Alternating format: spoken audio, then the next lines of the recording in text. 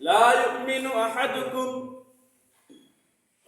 হাত্তা আকুনা হাব্বা ইলাইহি মিন ওয়ালিদিহি ওয়া ওয়ালাদিহি ওয়ান নাস আজমাইন।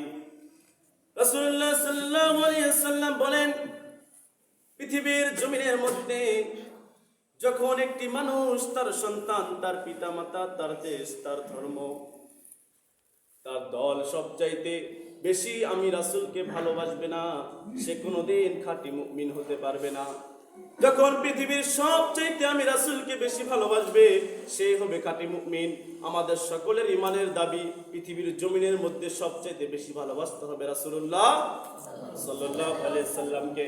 কোরআনের মধ্যে পাওয়া যায়, যদি আমরা রাসূলকে ভালোবাসতে পারি, আল্লাহ পাক রব্বুল আলামিন বলেন, আমি আল্লাহ পাক রব্বুল আলামিন সেই বান্দার হয়ে যাই। সুবহানাল্লাহ। আপনি যখন রাসূলকে ভালোবাসবেন, আল্লাহ পাক রব্বুল আলামিন আপনার হয়ে যাবে।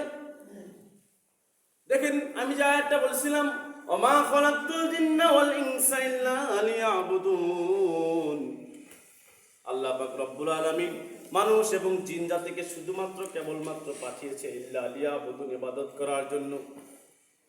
আল্লাহ বলছে, বান্দা তুমি এত পরিমাণ গুনাহ করেছো, এই গুনার কথা যদি তোমার সন্তান জানতো, তোমার সন্তান তোমাকে আব্বা বলে ডাকতো না। তুমি দুনিয়ার জমিনের মধ্যে এত পরিমাণ গুনাহ করেছো, এই গুনার কথা যদি তোমার সহধর্মিণী স্ত্রী জানতো, তোমার স্ত্রী তোমার পাশে থাকতো না। বান্দা তুমি দুনিয়ার জমিনের মধ্যে এত পরিমাণ গুনাহ করেছো, এই গুনার কথা যদি তোমাদের বাবা মা জানতো, তোমার বাবা মা তোমাকে সন্তান বলে পরিচয় দিত না। দুনিয়ার জমিনের মধ্যে বান্দা তুমি এত পরিমাণ গুনাহ করেছো, এই গুনার কথা যদি তোমার সমাজবাসী জানতো, তোমাকে সমাজে থাকতে দিত না। দুনিয়াতে এত পরিমাণ গুনাহ করেছো, এই গুনার কথা যদি তোমার দেশবাসী জানতো, তোমাকে দেশের মধ্যে থাকতে দিত না। কিন্তু আমি আল্লাহ পাক রব্বুল আলামিন তোমার সমস্ত গুনার খবর জানি, সমস্ত গুনার ডকুমেন্টস আমি আল্লাহ রব্বুল আলামিনের কাছে আছে। তারপরেও বান্দা আমি তোমারে খাওন দেই। কথা বলেন ঠিক না বেটি?